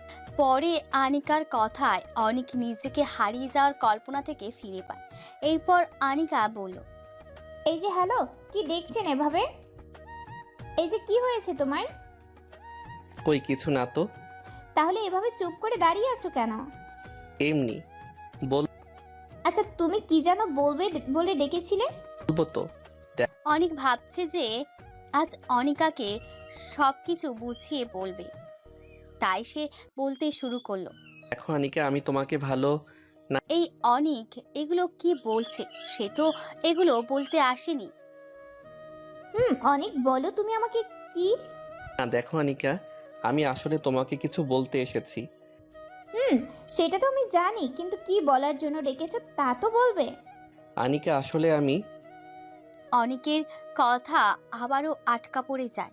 অনিক কোনোদিন কোনো কথাই বাঁধেনি, কিন্তু আজ সে কেন যেন আনিকার কথায় বেঁধে যাচ্ছে। অনিক বুঝতে পারল সে আনিকার মায়ায় জড়িয়ে পড়েছে, আর তাই সে কোনো কথা না বলে সেখান থেকে চলে যেতে লাগলো। কিন্তু আনিকা পিছন থেকে দেখে অনিককে জড়িয়ে ধরল। অনিক বুঝতে পারছে তার সাথে ঠিক কি হচ্ছে, কিন্তু সেই নিজেকে ছাড়িয়ে নিল না, কারণ সেও যে আনিকাকে ভালোবেসে ফেলেছে। কিন্তু তারপরেও সে নিজেকে আনিকার থেকে আলাদা করতে চায়। তার মনটা কি সব সময় তাড়া করে বেড়ায়, কারণ সে একজন বখাটে ছেলে। সমাজে তাকে সবাই বখাটে নামে চেনে। এই কথা মনে হতেই অনিক আনিকার থেকে নিজেকে ছাড়িয়ে নিল, আর সে আনিকাকে কিছু একটা বলতে যাবে, ঠিক তখনই কোথা থেকে যেন কিছু পোলাপান এসে অনিককে বলছে, কিরে, সেদিন তো আমার অনুপস্থিতিতে আমার লোকজনের সাথে খুব মারামারি করলি, আজ দেখি তোর কত দম। শোনো, এখন আমি মারামারি করার মুডে নাই, প্লিজ এখন ডিস্টার্ব করিস না। কেন রে, আমাদের থেকে ভয় পেয়ে গেলি?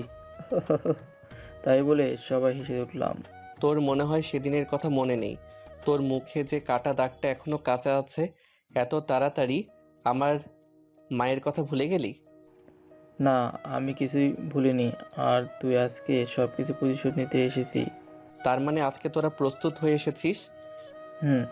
আজ তোকে খালাস করে তারপরে আমরা এখান থেকে যাব। আচ্ছা তাহলে আই দেখি কেমন পারিস।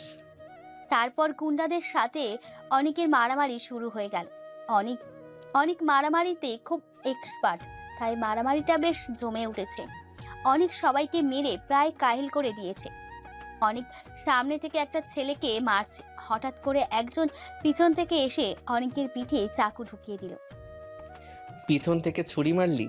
সাহস থাকলে সামনে থেকে মার দেখি, বলে ছেলেটাকে টেনে সামনে নিয়ে এসে পিঠ থেকে চাকুটা বের করে সেটা দিয়েই ছেলেটাকে শেষ করে দিল। এরপর সে চাকু দিয়ে আরো 2-3 জনকে শেষ করলো। এটা দেখে বাকি সবাই ভয়ে পালিয়ে গেল। সবাই চলে যাওয়ার পর অনিক তার পিঠে হাত দিয়ে মাটিতে বসে গেল। অনিকের পিঠ দিয়ে অঝরে রক্ত ঝরতে লাগলো। এটা দেখে আনিকা চিৎকার করে কান্না করতে লাগলো। ওই তুমি কান্না করছো কেন? তাড়াতাড়ি গাড়িটা বের করো, হাসপাতালে যেতে হবে। তুমি কেন এসব মারামারি করো? এসব মারামারি না করলে কি তোমার হয় না? দেখো, আজ যদি তোমার কিছু একটা হয়ে যেত, তাহলে আমি কাকে নিয়ে স্বপ্ন দেখতাম? তুমি এসব কথা এখন বন্ধ করবে? তাড়াতাড়ি গাড়িটা বের করো, এসব আমার নিত্যদিনের খেলা। গাড়ি তো বের করবই, কিন্তু তার আগে বলো তুমি এসব কাজ ছেড়ে দিবে। এই জন্যই আমার মেয়েদের একদম পছন্দ না। এদিকে আমি মারা যাচ্ছি, ওদিকে তার বকবক শেষ হচ্ছে না। থাকো তুমি, তোমার গাড়ি আনতে হবে না, আমি একাই চলে যাচ্ছি। বলে অনিক তার শার্টটা খুলে পিঠে পেঁচিয়ে নিয়ে হাঁটতে শুরু করলো। এদিকে আনিকা শুধু কেঁদেই যাচ্ছে। অনিককে হেঁটে যাওয়া দেখে আনিকা দৌড়ে গিয়ে গাড়ি স্টার্ট করলো। তারপর অনিকের কাছে গিয়ে অনিককে গাড়িতে উঠিয়ে হাসপাতালে নিয়ে গেল। এরপর অনিককে নার্সরা ধরে তাড়াতাড়ি করে অপারেশন থিয়েটারে নিয়ে যাওয়া গেল। এরপর ডাক্তাররা তার চিকিৎসা শুরু করে দিল। এদিকে আনিকা থিয়েটারের বাইরে বসে ফুপিয়ে ফুপিয়ে কান্না করেই যাচ্ছে। অনিকার কান্না যেন আজ থামার নয়। আনিকা ভাবছে, আর যদি অনেকের কিছু হয়ে যেত তাহলে আমার কি হতো? আমি কাকে নিয়ে বাঁচতাম? যাকে ভালোবাসলাম তাকে বখাটে হতে হলো। কেন আমার সাথে এমন হয়? আমি তো চেয়েছিলাম একটা সাধারণ ছেলেকে ভালোবাসতে, যে সব কিছু ভুলে শুধু আমার দুষ্টু মিষ্টি আবদারগুলো পূরণ করবে, আর আমাকে তার পৃথিবী ভেবে সব থেকে বেশি ভালোবাসবে। আমার ভালোবাসায় কি কোনো কমতি আছে? কেন অনেক বাজে কাজে নিয়োজিত? অনেক একবার সুস্থ হয়ে উঠুক, আমি ওর কাছ থেকে সব জেনে ছাড়বো কেন বখাটে হয়েছে। ওর বখাটে হওয়ার পিছনের কারণটা না জানা অবধি আমার শান্তি নেই। শুধু শুধু আমার চোখের জল ঝরছে, আর কিছুই ভালো লাগছে না। ডাক্তার চেক করে কখন থিয়েটার থেকে বেরোবে? আনিকা বসে বসে কান্না করছে আর এসব ভেবে যাচ্ছে। এদিকে ডাক্তার অনেকক্ষণ চিকিৎসার পর থিয়েটার থেকে বেরিয়ে আসলো। ডাক্তারকে থিয়েটার থেকে বের হতে দেখে আনিকা দৌড়ে গেল ডাক্তারের কাছে। ডাক্তার, এখন অনেকের কি অবস্থা? ও এখন কেমন আছে? ও সুস্থ আছে তো? আরে এত ঘাবড়াবেন না, রোগী এখন বিপদমুক্ত। আমার যা করার দরকার আমি করেছি, এখন শুধু কিছুদিন বেড রেস্ট নিতে হবে। Thank you doctor, thank you so much. Most welcome. আমি কি এখন ভিতরে যেতে পারি? হ্যাঁ অবশ্যই। ঠিক আছে ডাক্তার। বলে আনিকা অনিকের কাছে চলে গেল। আনিকা ভিতরে গিয়ে দেখলো অনেক বেডের উপর শুয়ে আছে। পাশে নার্স সেলাইন পরিবর্তন করে দিচ্ছে। আনিকা অনিকের কাছে গিয়ে বসলো। তারপর অনিকের হাত ধরে বলল, এখন কেমন লাগছে অনেক? মোটামুটি ভালো। আনিকা মনে মনে যা ভেবেছিল সেসব অনিককে বলতে চাইলো, কিন্তু আবার পরক্ষণেই ভাবলো এটা তো হাসপাতাল, এখানে এসব কথা বলা যাবে না। আর তাই আনিকা সেসব কথা বলল না। এদিকে নার্স সেলাইনের পরিবর্তন করে কেবিন থেকে বেরিয়ে যেতে লাগলো। এমন সময় আনিকা নার্সকে বলল, নার্স, অনেককে কবে বাসায় নিয়ে যাওয়া যাবে? এখন উনি সেফ আছেন, তাই চাইলেই কাল সকালে নিয়ে যেতে পারেন। ধন্যবাদ আপনাকে। বলে নার্স কেবিন থেকে বেরিয়ে গেল। এদিকে আনিকা অনিকের সেবা শুরু করে দিল। সারাদিন ধরে আনিকা হাসপাতালে বসে অনিকের যখন যেটা প্রয়োজন হচ্ছে সেটা করে দিচ্ছে। অনিককে কি ওষুধ খাওয়ানোর, খাবার খাওয়ানোর সব কিছু নিজেই করছে। এরপর দেখতে দেখতে রাত হয়ে যায়। তখন অনিক আনিকাকে বলল, আনিকা, অনেক রাত হয়ে গেল, তুমি বাসায় যাও। তোমাকে এখানে রেখে আমি বাসায় যাব? হ্যাঁ, বাসায় যাও, আঙ্কেল বাসায় অনেক চিন্তা করবে। কিন্তু তোমাকে একা রেখে আমি কিভাবে বাসায় যাব? আরে আমার কোনো সমস্যা হবে না, আর কোনো সমস্যা হলে নার্সরা তো আছেই, সো তোমাকে কোনো চিন্তা করতে হবে না, তুমি বাসায় যাও। আচ্ছা ঠিক আছে। এরপর আনিকা বাসায় চলে গেল। এদিকে অনিক ঔষধ খেয়ে ঘুমিয়ে পড়ল। পরের দিন সকালে আনিকার ঘুম ভাঙতে একটু দেরি হয়ে যায়, আর তাই তাড়াতাড়ি করে বিছানা থেকে উঠে ফ্রেশ হয়ে নাস্তা করে হাসপাতালে ছুটে চলে যায়। হাসপাতালে এসে কেবিনে গিয়ে দেখলো অনেক বেডে নেই। আনিকা তো অনেক চিন্তিত হয়ে গেল। এরপর আনিকা কেবিন থেকে বেরিয়ে নার্সের কাছে গিয়ে বলল, নার্স, অনেক কোথায়? কালকের পেশেন্টটা? হুম। উনি তো সকাল সকাল চলে গেছে। আপনার কি, হ্যাঁ, আপনাদের কমন সেন্স নাই? এভাবে একটা রোগীকে হুট করেই একা একা চলে যেতে দিলেন? আমরা কি করব? আমরা তো আর জোর করে রোগীকে আটকে রাখতে পারবো না। হয়েছে হয়েছে, আর অজুহাত দেখাতে হবে না, থাকেন আপনি। বলে ক্ষিপ্ত হয়ে আনিকা হাসপাতাল থেকে বেরিয়ে গেল। আনিকা অনিকের বাসার ঠিকানা জানে না, তাই বাসায় যেতে পারছে না। সে এখন কি করবে বুঝতে পারছে না। আনিকা বাসায় এসে অনিককে একটা কল দিল। হ্যালো অনিক, এটা কি হলো বলো তো? কোনটা কি হলো?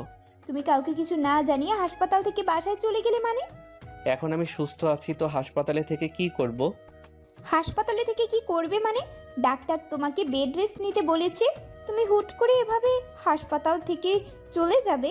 আমার জন্য একটু অপেক্ষা করতে পারলে না? তোমার জন্য কেন অপেক্ষা করব? আমার জন্য অপেক্ষা করবে না তো কার জন্য অপেক্ষা করবে? আমি কারোর জন্যই অপেক্ষা করব না। কেন অপেক্ষা করবে না কেন? আমার ইচ্ছা, তাই অপেক্ষা করব। তোমার কোনো সমস্যা? হ্যাঁ, অনেক সমস্যা। তাহলে তুমি তোমার সমস্যাগুলো নিয়ে বসে থাকো, আমার কি? অন্তর, তুমি আমার সাথে এভাবে হেয়ালি করে কথা বলছো কেন? তাহলে কিভাবে কথা বলবো বলো? আমার সাথে একটু ভালো করেও তো কথা বলতে পারো নাকি? না, আমি ভালো করে কথা বলতে পারি না। তুমি না একটা রসকসহীন মানুষ। হ্যাঁ, আমি রসহীন মানুষ, তাতে কার কি? উফ, তোমার খোঁজ খবর নেওয়ার জন্য ফোন করলাম আর তোমার সাথে ঝগড়া করছি। ধুর, এসব ভালো লাগে না। আমার খোঁজ খবর কে নিতে বলেছে? অনেক। আচ্ছা হইছে, এখন বলো কেন ফোন করেছো?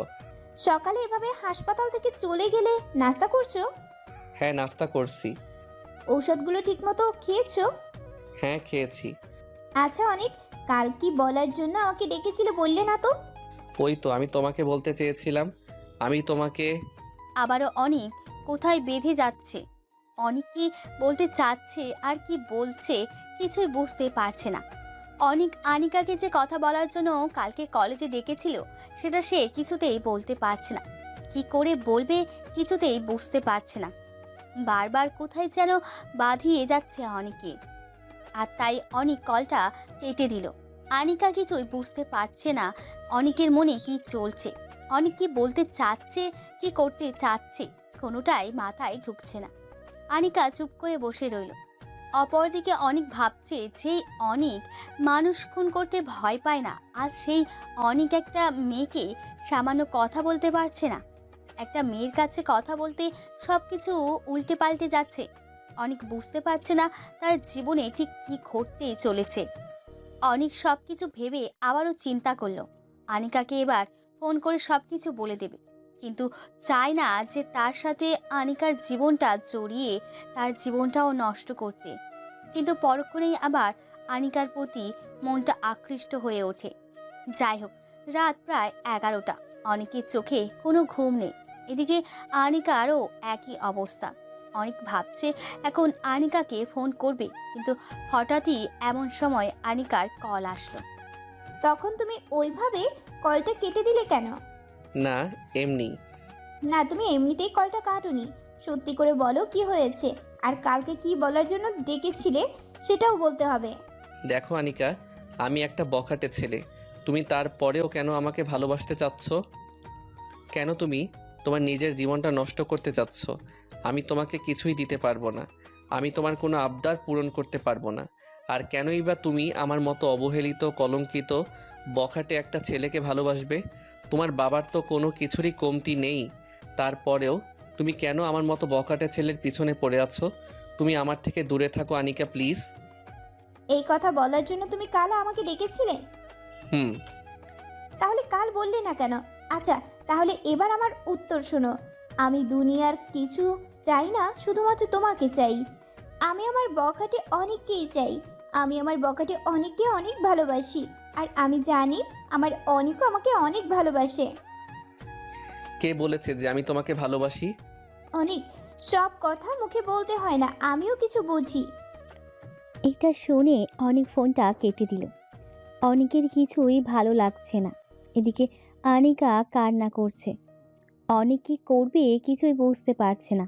অনেক ভাবছে সে তার মা বাবার সাথে কথা বলবে, কিন্তু তার মা বাবার সাথে সে কিভাবে কথা বলবে?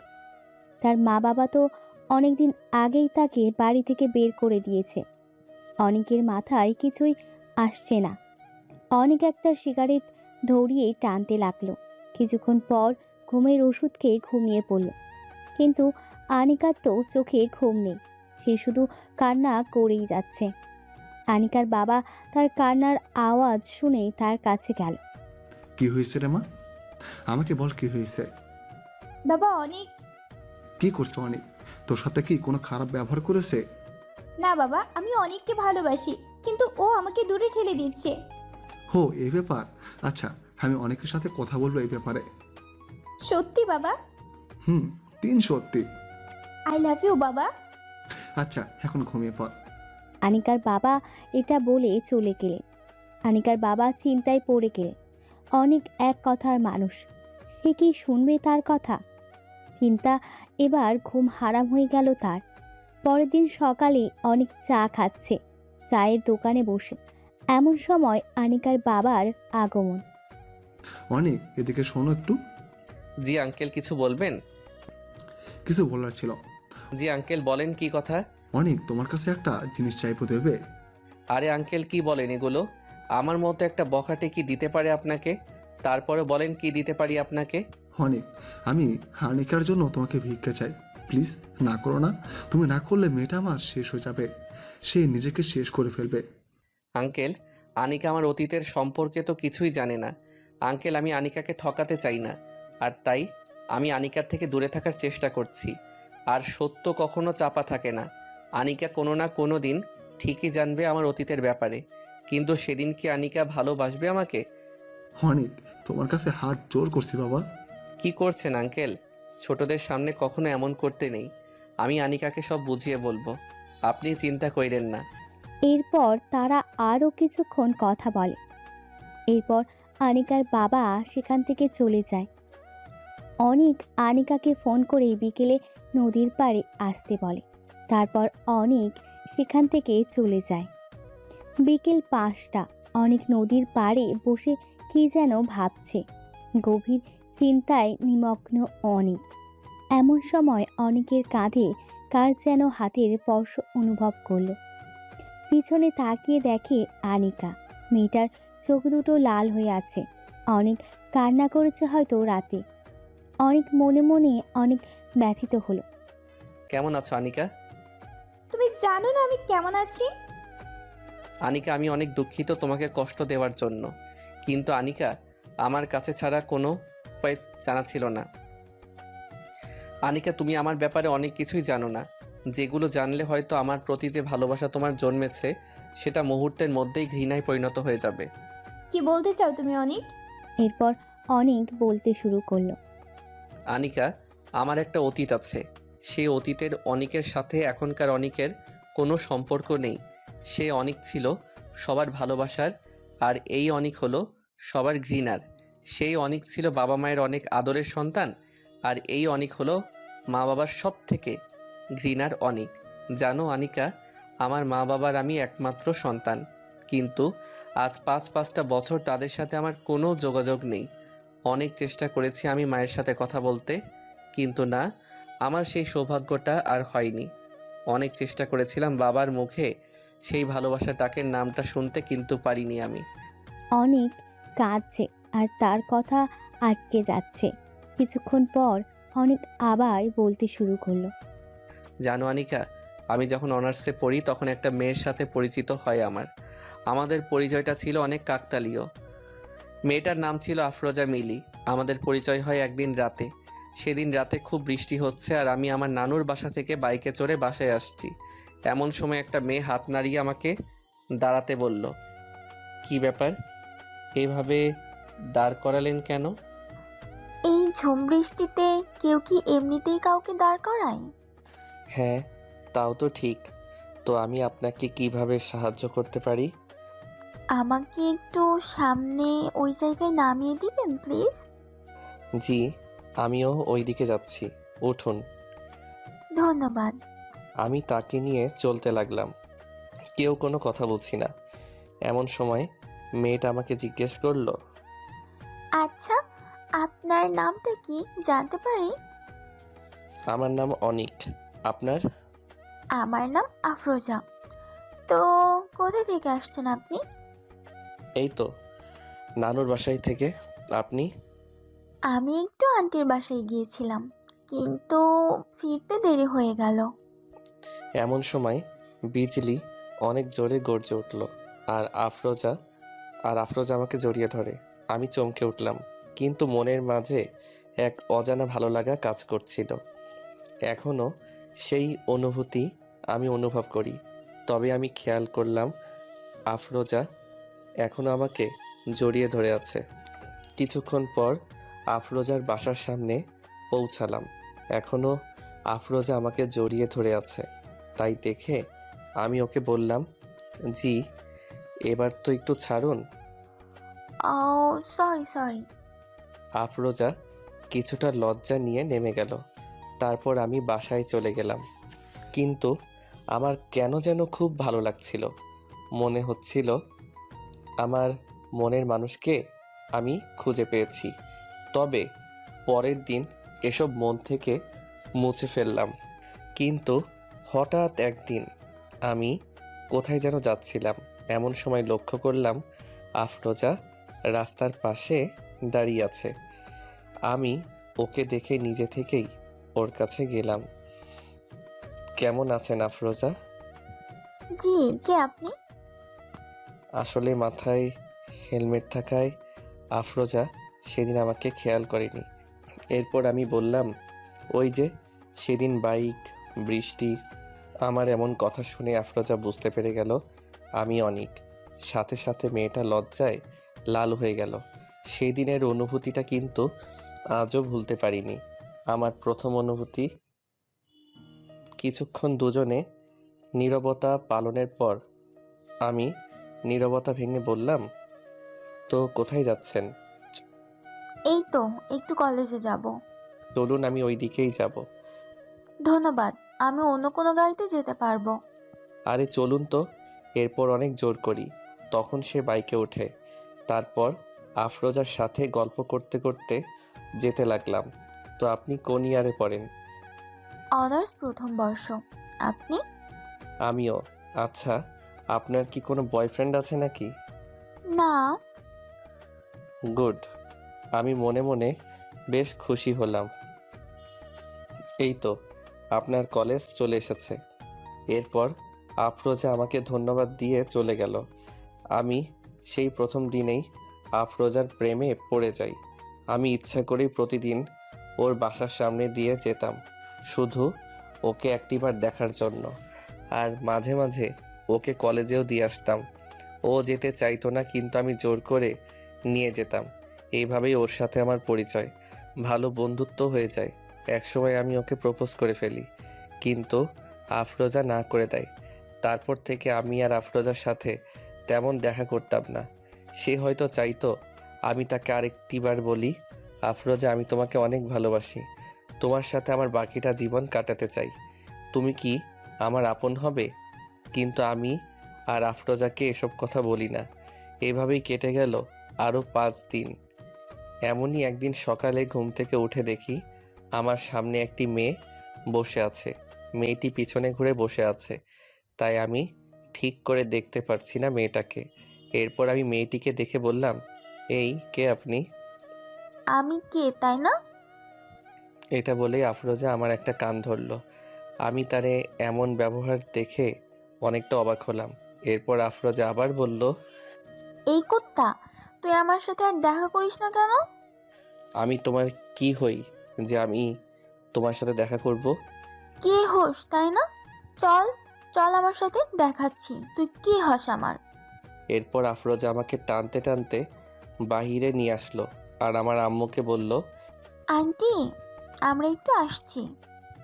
এই বলে আমাকে এক প্রকার টানতে টানতেই কোথায় যেন নিয়ে যাচ্ছে আফরোজা। কিছু দূর যাওয়ার পর আমি তো পুরাই অবাক। আরে এটা তো কাজী অফিস, এখানে আমরা কি করব? ভিতরে গেলেই বুঝতে পারবে কি করব। এরপর আফরোজা আমাকে ভিতরে নিয়ে যায় আর আমরা দুজনে বিয়ে করে ফেলি। তারপর বাসায় আসি। আফরোজাকে আমার মা বাবা খুব পছন্দ করত, তাই তারাও আমাদের বিয়েটা মেনে নিল। এরপর থেকে শুরু হয় আমাদের নতুন এক জীবন। খুব সুখে শান্তিতে চলছিল আমাদের সুখের সংসার, কিন্তু সবচেয়ে বেশি স্থায়ী হয় না, সেটা আমি হয়তো ভুলেই গিয়েছিলাম। বিয়ের 1 বছর পর আমরা কক্সবাজার ঘুরতে যাই। সেখানে গিয়ে আফরোজা বুঝতে পারে সে প্রেগনেন্ট। সে যখন আমাকে এটা বলে আমি তো খুশিতে আত্মহারা হয়ে যাই। আমি সাথে সাথেই মা বাবাকে ফোন করে খুশির খবরটা জানাই। মা বাবাও অনেক খুশি হয় এই খবরটা শুনে, কিন্তু সেদিন রাতে ঘটে যায় আমার জীবনের সবথেকে ভয়ঙ্কর ঘটনা। সেদিন রাত 8টার দিকে আফরোজার প্রচুর মাথা ব্যথা শুরু হয়। আমি তার জন্য ওষুধ আনতে যাই, কিন্তু ফিরে এসে দেখি আফরোজা রুমে নেই। আমি পাগলের মতো আফরোজাকে খুঁজতে লাগি, কিন্তু কোথাও আমি আমার আফরোজাকে খুঁজে পাচ্ছিলাম না। কি করব কিছুই বুঝতে পারছিলাম না। এমন সময় দেখি অনেক দূর থেকে কে যেন বাঁচাও বাঁচাও বলে চিৎকার দিতে লাগলো। আমার আর বুঝতে বাকি রইল না সেটা আফরোজা। আমি সেখানে দৌড়ে চলে যাই, কিন্তু ততক্ষণে ওরা আমার আফরোজাকে শেষ করে ফেলে। তারা সবাই মিলে আমার আফরোজাকে গ্যাং রেপ করে। আমি সেখানে যাওয়ার আগেই তারা আমার কলিজা আফরোজাকে দুনিয়া থেকে বিদায় করে দেয়। আনিকা, আমি সেদিন আমার আফরোজাকে বাঁচাতে পারিনি আনিকা। আমি কান্না করতে করতে আর কথাই বলতে পারছি না। আমার কলিজাটা অনেক চিৎকার করেছিল, ওদের কাছে হাত জোর করেছিল, কিন্তু তারা আমার কলিজার কোনো কথাই শোনেনি। তারা আর আফরোজাকে বাঁচতে দিল না। তাদের শত্রু ছিলাম আমি, কিন্তু তারা আমার আফরোজাকে মেরে ফেললো। আমি কান্নায় ভেঙে পড়ি। ওরা ওরা আমাকে মারতে পারতো, কিন্তু অনেক আর কোনো কথা বলতে পারছে না, বুকটা ফেটে যাচ্ছে কান্নায়। এবার অনেকের কথাগুলো শুনে আনিকাও কেঁদে দিল। আনিকা তার কান্নাকে থামাতে পারছে না। কিছুক্ষণ পর অনেক আবার বলতে শুরু করলো। জানো আনিকা, আফরোজা অনেক অনেক ভালো ছিল। সে আমার মা বাবার অনেক আদরের ছিল। আফরোজার কেউ ছিল না, তাই সে আমার মা বাবাকে তার নিজের মা বাবা মনে করত। সে একাই পুরো বাড়ি গুছিয়ে রাখতো। অনেক পাগলের মতো কান্না করছে। আনিকা কিছু না বুঝেই নিজের ওড়না দিয়ে অনেকের চোখের পানি মুছে দিল। আনিকা ভাবছে এত কষ্ট নিয়ে একটা মানুষ কিভাবে আছে। অনেক আবার স্বাভাবিক হয়ে বলতে শুরু করলো। তারপর আমি বাসায় চলে আসি। অনেক কিছু মনের মধ্যে বাসা বাঁধতে শুরু করে। বাসায় যাওয়ার পর কলিং বেল বাজাতেই মা মিষ্টির প্যাকেট নিয়ে আমার সামনে আসে, কিন্তু আফরোজাকে মা না দেখতে পেয়ে আমাকে জিজ্ঞেস করে, আফরোজা কোথায়? আনিকা, আমি তখন কোনো উত্তর দিতে পারিনি। আমি সেদিন বোবা হয়ে গিয়েছিলাম। আমি মা বাবাকে বলতে পারিনি মা, আফরোজা আর নেই। আমি কিছু না বলেই বাসা থেকে বের হয়ে আসি। আমার মা বুঝতে পারে কিছু একটা হয়েছে। আমি পরে মাকে সব কিছু খুলে বলি। সেদিন আমার মা বাবা আমাকে বাসা থেকে বের করে দেয়, কারণ সব দোষ আমার ছিল। আমি ওদের শত্রু ছিলাম, কিন্তু ওরা আমাকে না মেরে আমার কলিজাকে মেরে ফেলেছে। তারপর থেকে আমি আর কোনো দিন বাসায় যাইনি। হয়ে গেছি একটা বখাটে ছেলে। সবার চোখে হয়ে যাই ক্রিমিনাল। আমি পরে তাদের সবাইকে খুন করি যারা আমার কলিজাকে মেরে ফেলেছে। তারপর আমাকে জেলেও যেতে হয়েছে। অনেক পাগলের মতো কান্না করছে, সাথে আনিকাও কাঁদছে। আনিকা বুঝতে পারছে না সে কি করবে। কিছুক্ষণ পর আনিকা সেখান থেকে চলে যায়। অনেক আনিকার চলে যাওয়া দেখে ভাবছে, আমি জানতাম আনিকা আমার অতীতের ঘটনা জানলে তুমিও আমাকে ঘৃণা করবে। আমার প্রতি তোমার যে ভালোবাসা, সে ভালোবাসাটা থাকবে না। দেখেছো আনিকা, আমি আজ সঠিক। তোমাকে বলেছিলাম আমাকে তুমি ভালোবাসতে পারো না, কারণ আমি অনেক খারাপ একটা ছেলে। আমার অতীতের ঘটনা শুনে সেই তো আমাকে একা করে চলে গেলে সবার মতো। অনেক আরও কিছুক্ষণ নদীর পাড়ে থেকে একটু মনকে হালকা করে বাসায় চলে যায়। পরের দিন সকালে আনিকা অনেককে কল করে। অনেক আনিকার নাম্বার থেকে কল আসা দেখে অনেকটা অবাক হয়ে যায়। এরপর অনেক কলটা রিসিভ করলো। অনেক কোথায় আছো? নদীর পাড়ে আসতে পারবে একটু প্লিজ? কেন? আরে আসো না অনেক, প্লিজ না করো না। আচ্ছা, আসতেছি। এরপর অনেক ফ্রেশ হয়ে চলে গেল নদীর পাড়ে। সেখানে গিয়ে দেখে একটা নীল পরি নামে আনিকা নীল শাড়ি পরে আছে। অনেক পিছন থেকে কাশি দিল। ওহ, এসেছো তুমি? হুম। অনেক একটা কথা বলতে পারি? হ্যাঁ বলো। অনেক, আমি কি তোমার আফরোজা হতে পারি? হতে পারি কি তোমার সুখ দুঃখের কষ্টের সাথী? আনিকা, তুমি জানো আমি একটা বখাটে, তারপরেও অনেক কিছু বলার আগে আনিকা একটা কিস করে দিল অনেকের ঠোঁটে। আমি এই বখাটেকেই চাই। এরপর অনিককে জড়িয়ে ধরে। আনিকা বলল, প্লিজ অনিক, তুমি আমাকে ফিরিয়ে দিও না প্লিজ। আনিকা অনেক রিকোয়েস্ট করতে থাকে। অনেকের অজান্তেই তার হাত জোড়া আনিকাকে জড়িয়ে ধরে। কিছুক্ষণ পর আনিকা বলে, অনিক, আমি তোমাকে তোমার বাবা মায়ের কাছে ফিরিয়ে নিয়ে আসবো, প্রমিস। অনেক এটা শুনে অনেক খুশি হল। অনেক ভাবছে কেউ একজন তো তাকে বুঝেছে। এরপর আনিকাকে নিয়ে নতুন জীবন শুরু করে দেয় অনেক। যদিও অনেক জানে না তার নতুন যাত্রা কেমন হবে, তবে সে হয়তো এক চিলতে সুখের খোঁজে আনিকাকে আপন করে নেয়।